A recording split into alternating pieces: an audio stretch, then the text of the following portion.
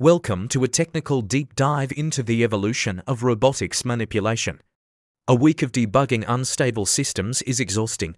Nights bleed into mornings. You solder late, reflash firmware, and chase logs that disappear the moment you think you've nailed the bug. Your teammates are terse, customers are anxious. Every restart brings non-deterministic failures and the creeping dread that the system will fail in the field. It hurts, it's real, but you're right, OpenClaw's core idea democratizing robot manipulation is world-changing. Let us break this down systematically, diagnose root causes, apply surgical fixes, and plan a pragmatic migration path to NemoClaw when and only if it makes sense. Today, we analyze the leap from the terrestrial OpenClaw to the underwater NemoClaw. While OpenClaw was a breakthrough, real-world testing exposed critical instabilities. We see this most clearly when the system attempts to synchronize complex states. The first root cause is gateway instability. When state sync breaks, command queues become corrupted, creating a single point of failure in the control loop. Next is channel reliability. In noisy environments, packet loss and varying latency lead to unpredictable delays, making real-time manipulation nearly impossible. Path planning loops also plague the current system. Sensor noise creates false obstacles, leading to odometry drift where the robot loses its sense of place. To solve this, our next sprint focuses on structural improvements.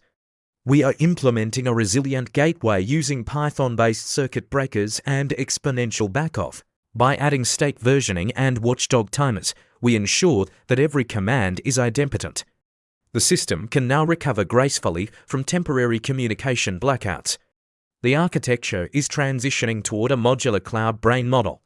We separate hardware abstraction from telemetry, allowing for more robust data handling. Now, we look toward the horizon. NemoClaw, this isn't just a waterproof OpenClaw.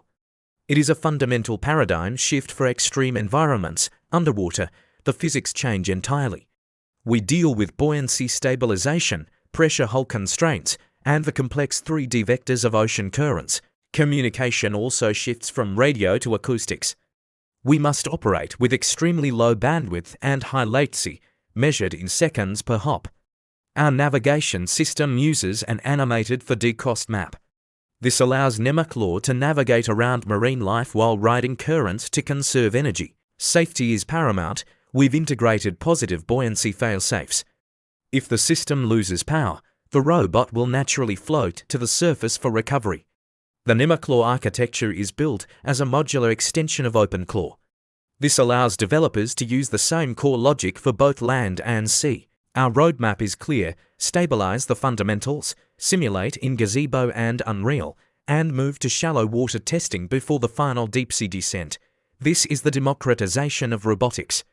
From the ground to the abyss, we are scaling the future of autonomous manipulation. Join us in the leap. Thanks for sticking with the grind. If you're knee-deep in flaky robots, remember, these failures are just engineering signal. Start small, add circuit breakers, sequence your state, make commands idempotent, and decouple with an ordered message bus. Stabilize OpenClaw first, then, if your mission goes underwater, evolve into NemoClaw with simulation-first testing. Subscribe for deep dives into debugging, architecture patterns, and building resilient robot platforms, and drop your worst bug story below so we can learn from it together.